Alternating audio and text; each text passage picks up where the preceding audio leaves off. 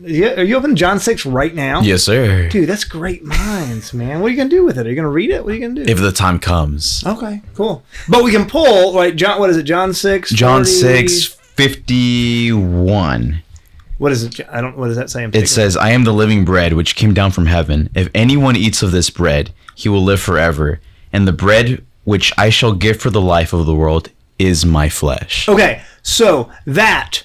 right? That one, what is it? John 6:51? Yes, sir. Right? That's easy and pithy. Here's the problem, though. What do they always say? What do the Protestants say when we say, well, John 6 is John 6, right? Jesus says right here, eat my body, right? My flesh is true food. Symbolism? They all come back to symbolism. Yeah. It's right? not literal. And so not even that pithy one-liner. You got to read the whole thing, right? We did this the other day with a group of seventh graders that I teach. Mm-hmm. We read the whole thing, and I said, let's go through this and see what he's saying.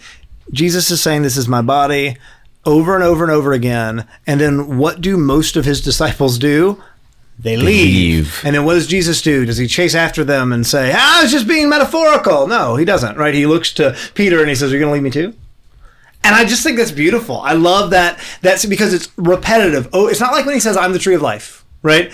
Or the kingdom of heaven is like a vineyard, right? He is very like doubling, tripling, quadrupling down, letting people abandon him, and then looking at the guys who are left and saying, you guys going to leave too? Right. You know, something crazy is that the only 666 in the Bible is John 6 verse 66, where it says, after this, many of his disciples drew back and no longer walked with him. After Jesus talks about him being the flesh, bread of life. Are you making a connection to the Antichrist and people who don't believe in the true presence of the Eucharist? Because that'd be kind of neat. I'm here for that. I don't know how. I was waiting for that, honestly. No. It's just a fact. It's just a weird fact, but a fact regardless. The only 666 in the Bible is that people left because they didn't believe. All right, y'all. Thank you so much for watching this clip.